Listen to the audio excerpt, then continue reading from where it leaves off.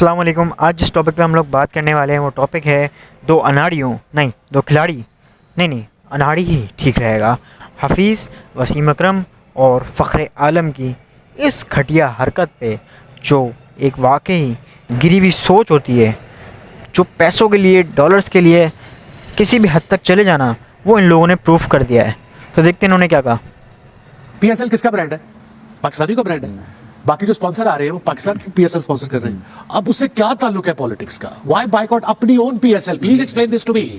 और उसी में हमारा एक स्पॉन्सर है, वो डोनेट कर रहे हैं on every 50 run I think, या एवरी 100 रन वो डोनेट कर रहे हैं refugees of Gaza. I think we should understand कि हर चीज को पॉलिटिकल जो है वो नाम tagging, boycott your own product doesn't make any sense. उसको बायकॉट किया जाए। This is the woke mindset. I mean, nobody has to be addressed. मैं देख रहा हूं पिछले 3-4-5 दिन से अपने पीएसएल ये वसीम अकरम, आप एक लेजेंडरी खिलाड़ी हैं। आपसे ये उम्मीद ही थी मुझे, क्योंकि आप हमेशा से डॉलर के बहाने और डॉलर के ज़रिए बिकते आए हैं।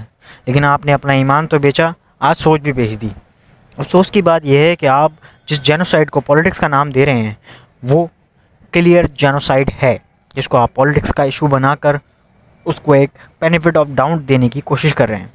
तो आपकी पहली बात का जवाब मैं दे दूं, पीएसएल हमारा है लेकिन केएफसी हमारा नहीं है, क्योंकि केएफसी पीएसएल का स्पॉन्सर है और केएफसी इसराइल को डेली बेसिस पर डिस्काउंट पे और फ्री डिलीवरी के साथ उनको खाना पहुंचा रहा है। तो वो हमारा दोस्त तो है ही नहीं बिल्कुल भी, क्योंकि वो हमारी माँ बहनों और बच्चों को मारने में उनकी मदद कर रहा है, उनको जानदार बना रहा है। और जबकि फ़लस्तीनियों को इसराइल 4 महीने से भूख से तड़पा के, डरा के और प्यासा मार रहा है, खाने के बहाने इकट्ठा कर करके, टारगेट कर करके मार रहा है, बच्चों को सेक्सुअल असॉल्ट करके मार रहा है, बड़ों को, ख़वातीन को, लेडीज़ को वो रेप कर करके मार रहा है। अब तक 30,000 से ज़्यादा उसने फ़लस्तीनियों को मार चुका है। तो अगर ये पॉलिटिक्स है तो आपकी माँ, बहन, बेटी, बच्चों के साथ अगर ये सब होता है, जैसे आपके बच्चों के साथ सेक्सुअल असॉल्ट होता है, आपकी बीवी के साथ रेप होता है, या आपके बहन भाई और माँ को कुचल दिया जाए और बम के थ्रू उड़ा दिया जाए, तो आप उसको पॉलिटिक्स का नाम देंगे तो आप सही हैं।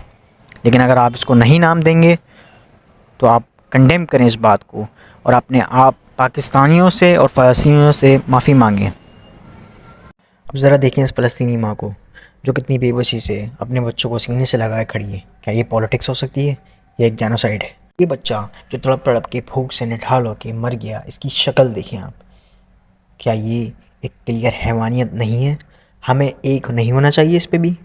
और ये देखें अमेरिका की इस घटिया हरकत को, 128 लोगों को एयरक्राफ्ट के ज़रिए खाने के बहाने बुला के टारगेट किलिंग करवाई गई और उस पर किसी ने आवाज़ नहीं उठाई हमारे इदारों में से।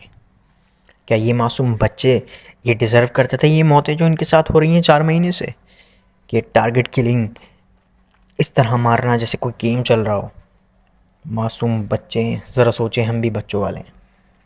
लेकिन हमें क्या, हम तो जन्नत मिर्ज़ा की शादी इंजॉय करेंगे, उसकी बहन की शादी की फ़िक्र करेंगे, कितना ख़र्चा कर लिया, कितना ख़र्चा नहीं करा, उसका दूल्हा कहाँ था, कहाँ नहीं था, अब क्या होने वाला है, और उसका मियाँ कैसा दिखता है, कैसा नहीं दिखता, और उसने क्या कपड़े पहने थे, क्या कपड़े नहीं पहने थे।